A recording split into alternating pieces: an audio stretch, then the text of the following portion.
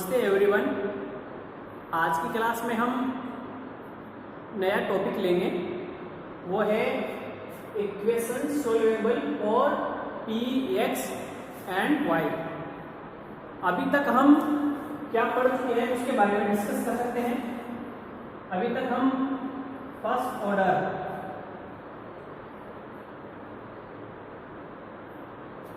First degree,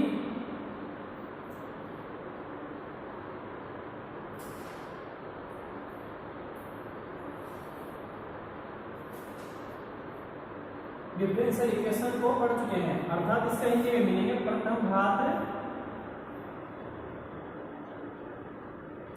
व प्रथम कोटि के अवकल समीकरण।.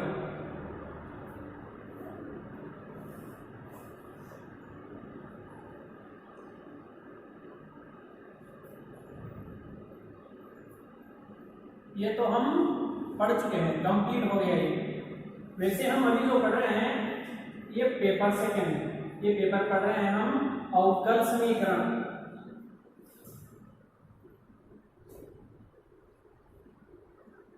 और अवकल समीकरण में भी दो होती है, एक सामान्य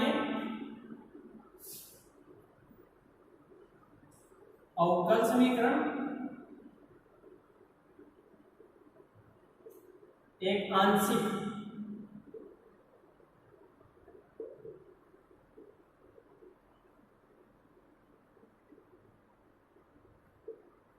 कोटा यूनिवर्सिटी के अकॉर्डिंग ये पेपर सेकंड है, वो भी बीएससी पार्ट सेकंड में।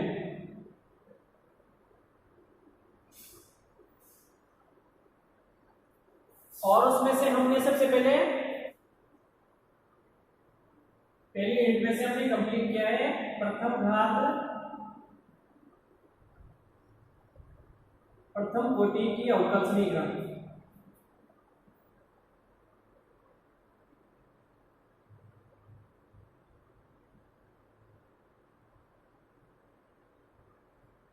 इसके पहले हम डिफरेंशियल इक्वेशन की ऑर्डर, डिग्री, ये क्या होती है, सॉल्यूशन कितने प्रकार के होते हैं, वो सब पढ़ चुके थे। ये हमारा कंप्लीट हो गया है लास्ट क्लास में। आज हम पढ़ेंगे equation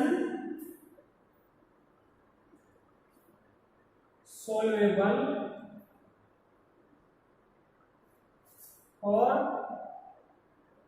P X and Y, जहां P क्या है, P इक्वल टू है dy बाई dx। और ये सारा का सारा ही अभी हम सामान्य अवकल समीकरण पढ़ रहे हैं। कौन सी? सामान्य, ऑर्डिनरी डिफरेंशियल इक्वेशन। पीडी बाद में पढ़ेंगे, सबसे पहले ओडी फिनिश करेंगे, फिर पीडी पे आएंगे। P क्या है, dy बाई dx। ये है, इसकी घात भी एक हो गई। अगर मैं यहाँ दो लगाऊं तो घात दो, कोटि कितनी है, डिग्री 1। इसकी घात में 3 लगाऊं तो घात कितनी होगी, 3। तो सपोज हम एक घात का समीकरण लिखते हैं, प्रथम कोटि एवं उच्च घात के अवकल समीकरण का व्यापक रूप।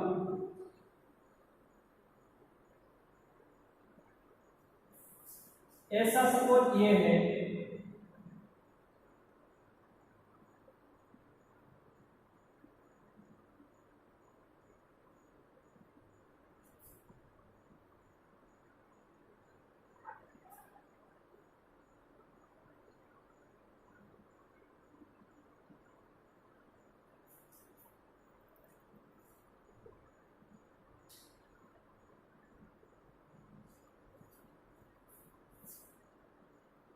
जहां P1, P2, P3 up to Pn क्या है, x तथा y के फलन है।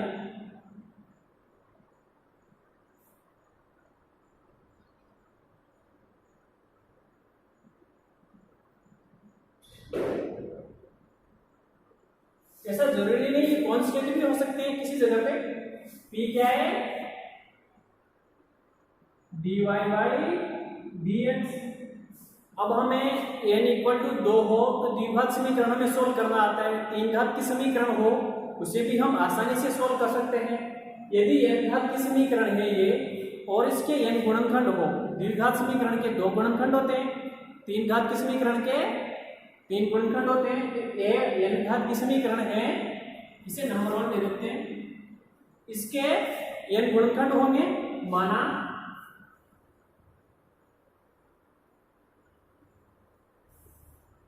समीकरण 1 को गुणनखंडों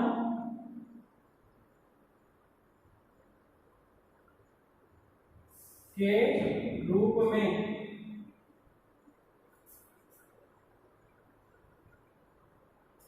निम्न प्रकार लिखा जा सकता है।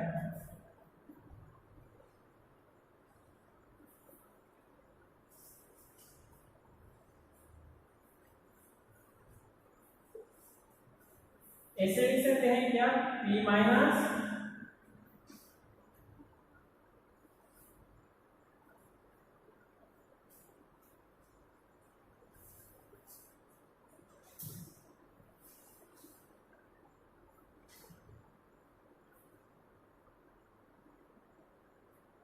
ये f1 f2 क्या है, x y के फलन है। ऐसे सपोज हम गुणनखंड को ऐसे लिख पा रहे हैं,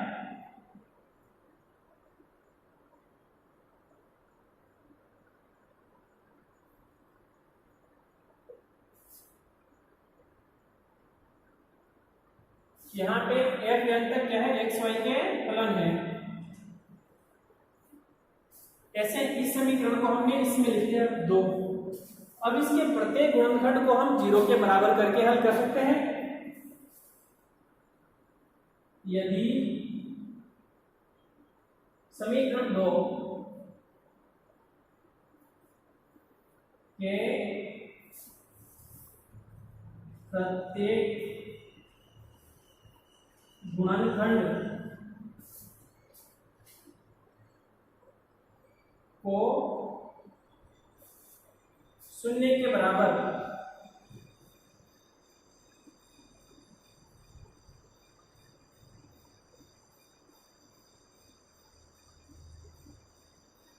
करके हल करने पर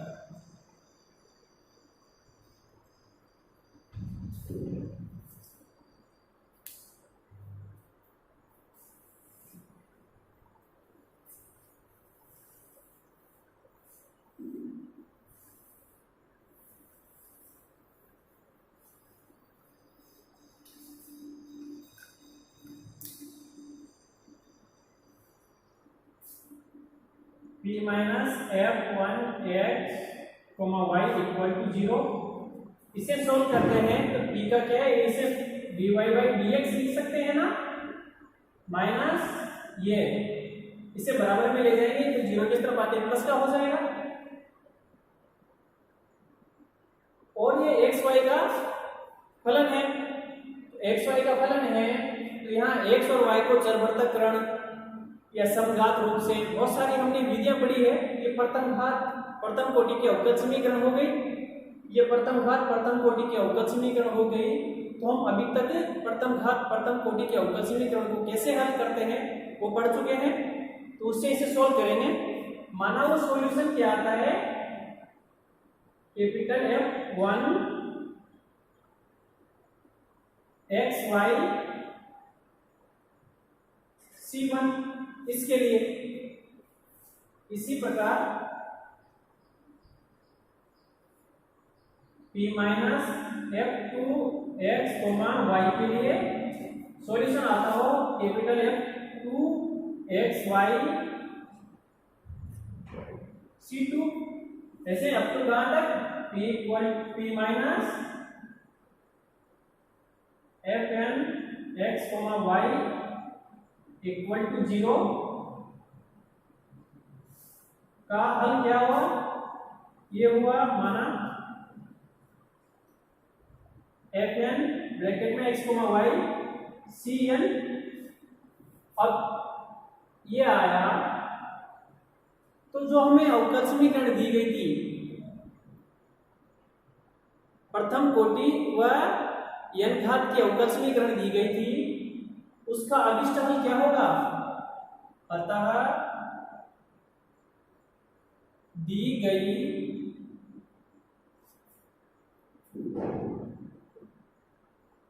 अवकल समीकरण एक का अभिष्ट हल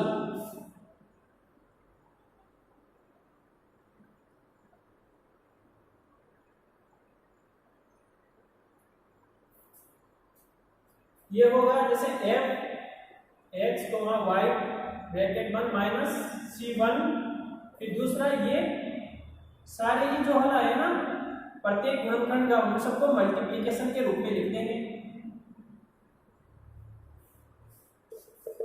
कहां तक? लास्ट वाले गुणनखंड तक fn x y equal to 0,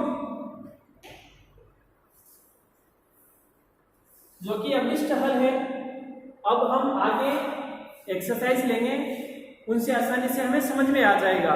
हमें ये क्वेश्चन दिया हुआ है। अब ये क्या है? प्रथम कोटि और द्वितीय घात का अवकल समीकरण है। तो द्वितीय घात क्या है? तो दी गई अवकल समीकरण को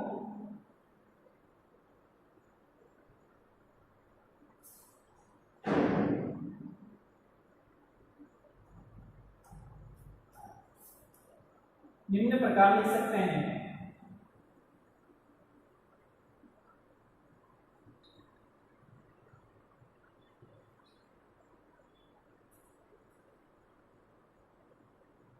वाई स्क्वायर पे चलिए आओ देखिए।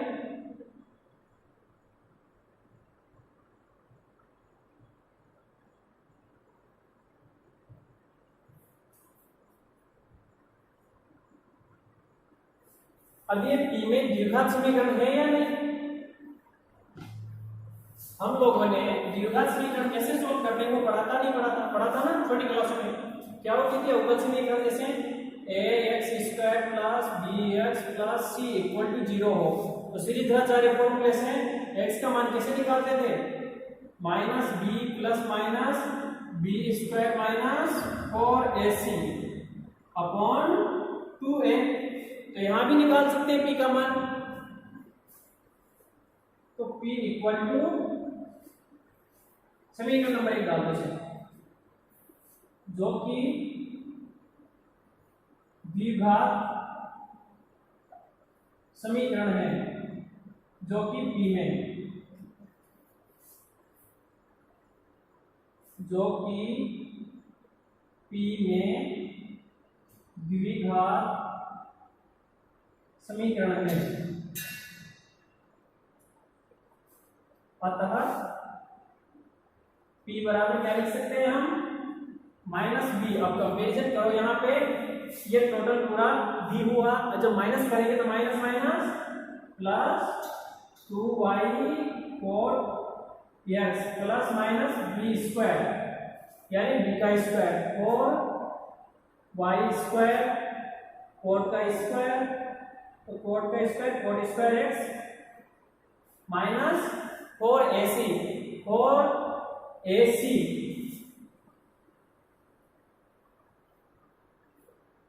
ये 4 a क्या है यहाँ पे 1c minus y²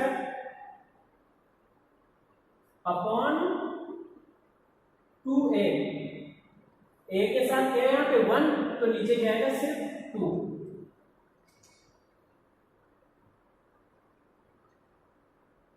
p equal to क्या है? 2y 4x प्लस माइनस, देखो माइनस माइनस प्लस, ये प्लस का 4y² हो गया 4y², दोनों में से कॉमन ले सकते हैं। यहाँ क्या बचेगा? 4² प्लस 1 अपॉन 2, ऐसा बचेगा ना।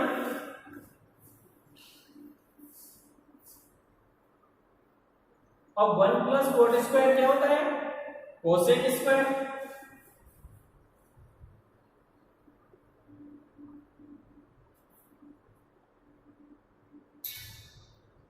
4y² को बाहर निकालेंगे तो 2y आएगा, नहीं आएगा बाहर। और स्क्वायर रूट में क्या बचेगा? 1 प्लस cot² x को क्या लिख सकते हैं? cosec² x upon 2। अब 2 से ये 2 भी कट हो गया, ये भी कट हो गया, y दोनों में कॉमन आ सकता है। यहाँ पे ये y cot x plus minus y cosec x का cosec स्क्वायर x का cosec ये हुआ। अब एक बार प्लस लेने पर, क्योंकि दो मान है यहाँ पे, एक बार प्लस में एक बार माइनस में, प्लस लेने पर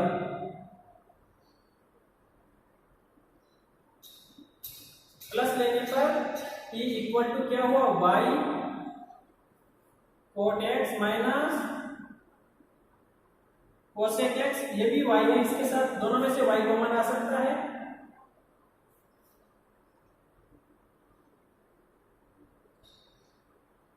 ये p इक्वल टू है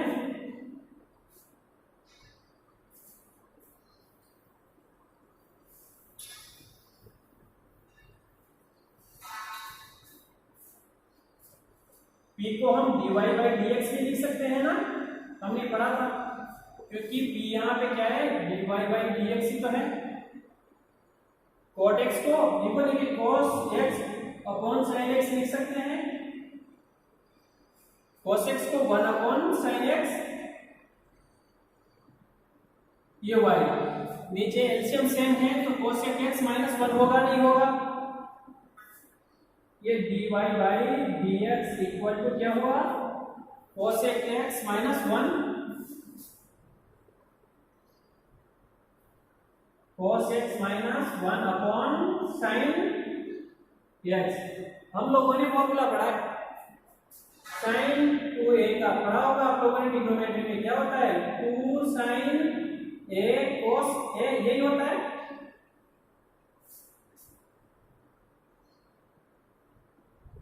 और 1 माइनस cos 2x का क्या होता है, पढ़ा होगा आप लोगों ने कभी, 2 sin स्क्वायर a, ये होता है। इसमें से माइनस कॉमन लेके ऐसे लिख सकते हैं दोनों को, देखिए देखो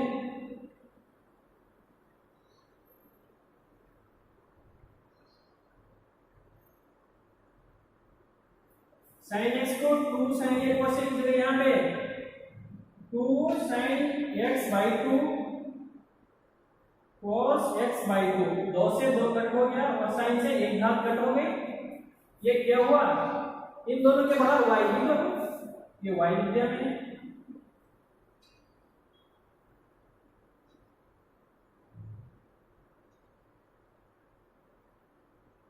sin बटा cos कितना होगा, 10 x by 2। अब यहां से हम चरपृथक्करण लगा सकते हैं, चरपृथक करने पर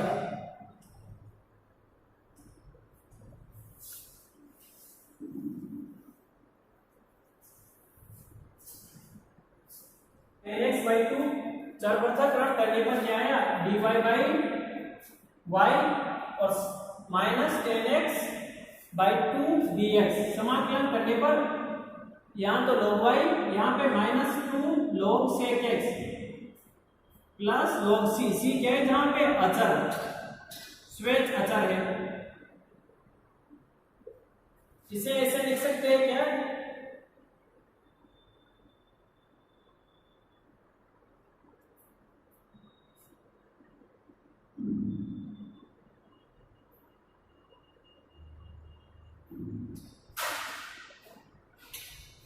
ऐसे लिख सकते हैं ना। तो इससे समीकरण नंबर 3 दे दो। ये तो इस बार तो हमने माइनस लिया था, यहाँ पे प्लस नहीं, यहाँ पे माइनस, अब प्लस लेके देखते हैं, देखें यदि हम प्लस लेंगे तो यहाँ पे क्या हो जाएगा, प्लस प्लस प्लस, यहाँ पे भी प्लस, और हमें पता है कि 1 प्लस cos 2x बराबर क्या होता है, 2 cosec स्क्वायर, ये होगा नहीं होगा, यहाँ पे साइन की जगह क्या आ जाएगा, cos,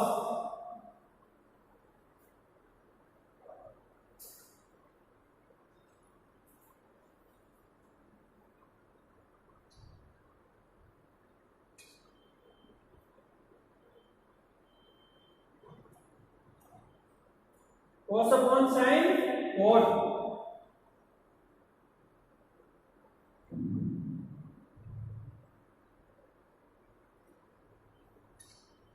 अब चरपृथकरण करने पर एक सॉल्यूशन तो है इसका क्या, y minus C cos square X by 2 equal to 0। इसे समीकरण 3 दिया था हमने। अब यहां पे cot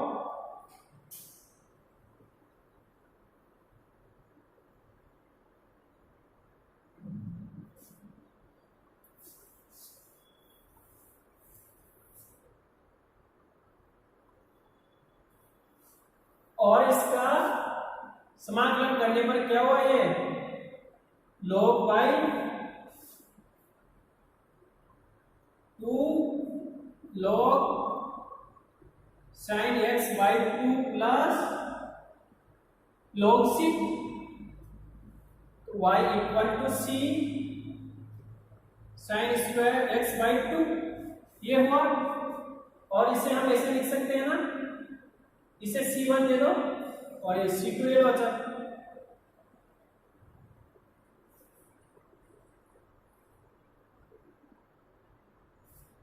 समीकरण नंबर 4, अतः दी गई अवकल समीकरण का अभिष्ट हल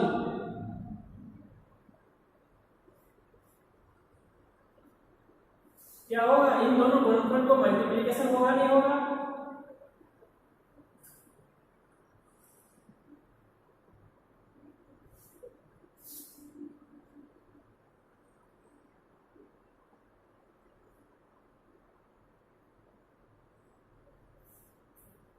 ये होगा। ठीक है, नेक्स्ट एक और एक्सरसाइज लेते हैं।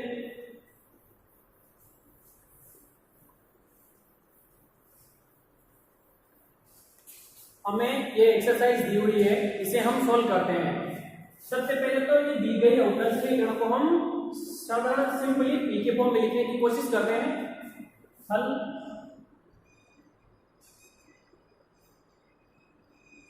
दी गई अवकल समीकरण,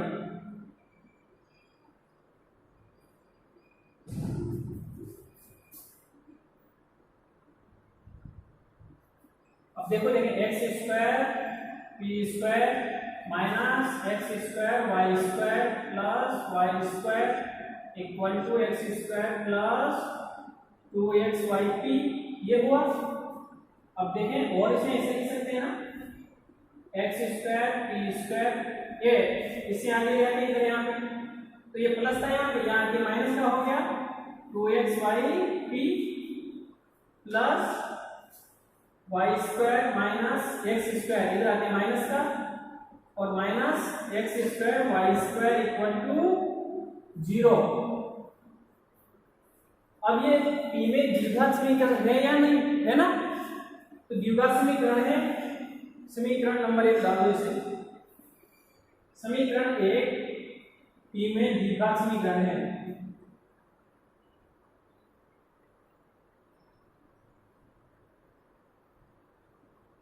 समीकरण 1 p में द्विघात समीकरण है,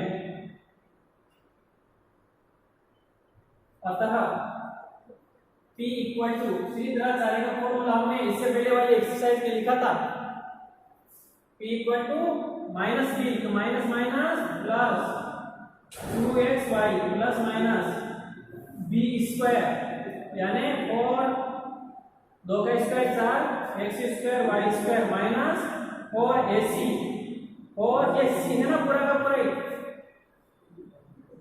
Y square minus x square minus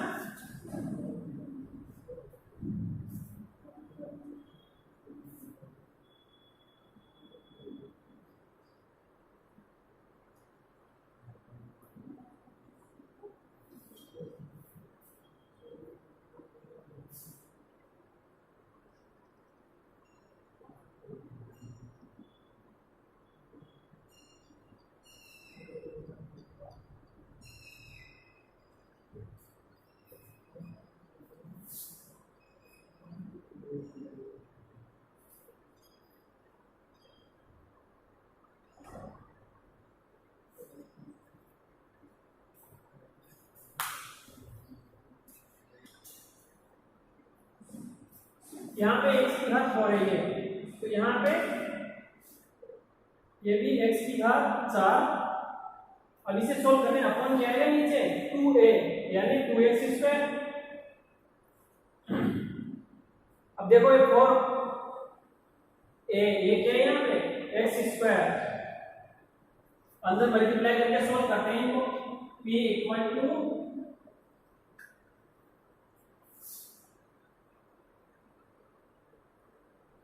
2xy plus minus और x² y² माइनस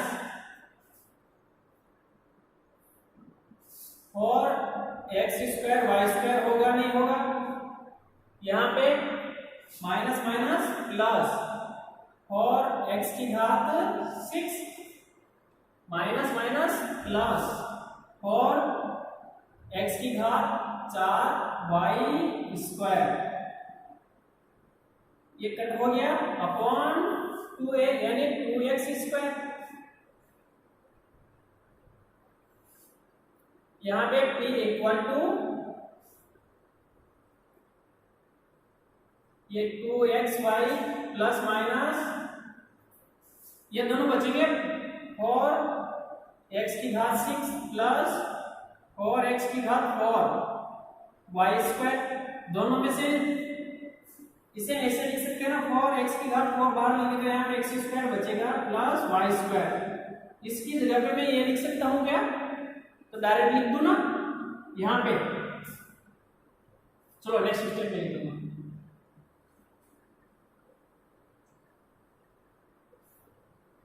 ये 2xy प्लस माइनस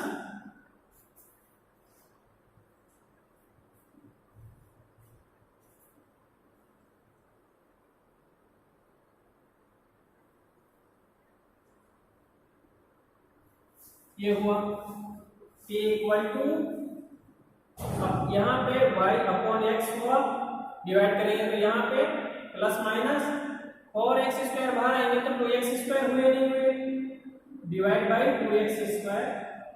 और यहाँ पे क्या बचेगा x² प्लस y²।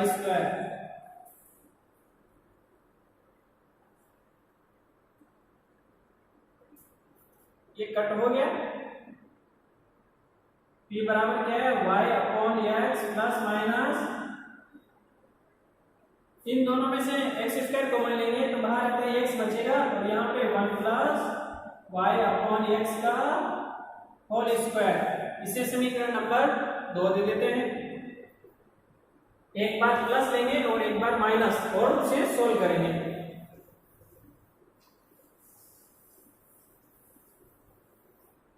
देखो देखिए एक बार प्लस लेने पर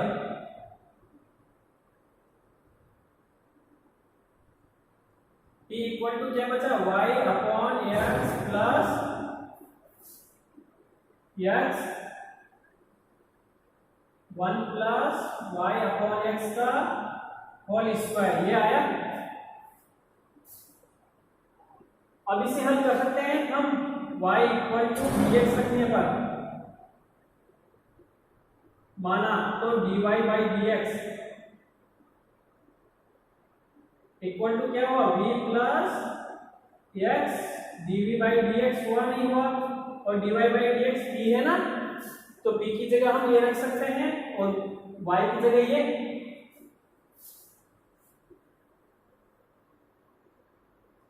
अब ये मान से पुट करेंगे तो क्या है यहाँ पे p की जगह तो v plus x dv by dx equal to ये क्या हुआ v, यहां से देखो y upon x equal to v हुआ ना, ये v प्लस x ब्रैकेट्स में 1 प्लस v स्क्वायर, v से v कट हो गया और x से x कट हो गया तो क्या बचा dv by dx equal to क्या बचा 1 प्लस v स्क्वायर का स्क्वायर रूट। अब चरघटक राशि से आसानी से हल कर सकते हैं हम, करो देखिए।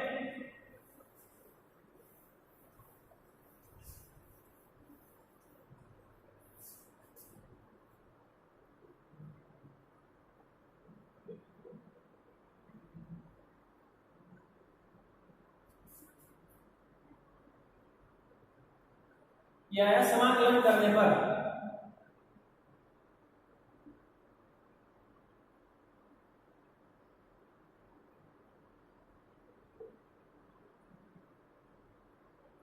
इसका समाकलन क्या होता है? साइन हाइपरबोलिक इनवर्स नहीं होता क्या? ये x प्लस c1, और इसे ऐसे लिख सकते हैं क्या? v equal to sine hyperbolic x plus c1। v की जगह हम क्या रख सकते हैं? y upon x।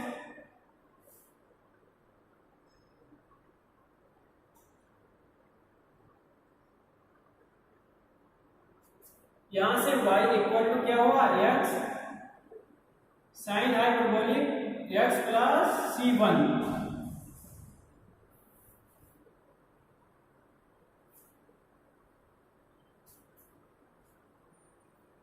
इसे समीकरण नंबर 3 दे दें। ये प्लस लेगा, माइनस लेके लिखते हैं। अब माइनस लेके लिखेंगे, इसे मिटा दो।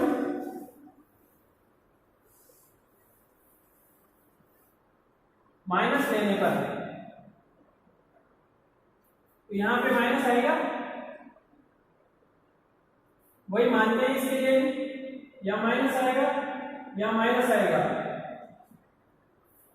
और पहला वाला तो हल इसका क्या आएगा? y minus x sine hyperbolic x plus c1 equal to 0। इसे समीकरण नंबर 3 दिया था हम लोगों ने, ये आया।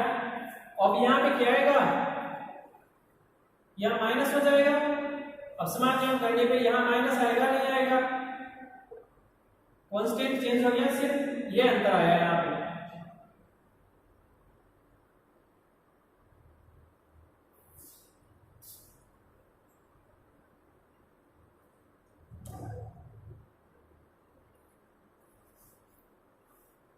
तो ये समीकरण नंबर 4 दे दो, और इसी से लिख सकते हैं क्या? y माइनस साइन हाइपरबोलिक, यहाँ पे x minus x plus c2 equal to 0। अतः अभिष्ट हल क्या होगा? दोनों गुणनखंड का जो हल आया है उनका गुणन ही दी गई अवकल समीकरण का हल होगा। तो y minus x sine hyperbolic x plus c1, y minus x sine hyperbolic minus x plus c2 equal to 0। यह अभिष्ट हल है। आज के लिए यहीं तक पढ़ेंगे।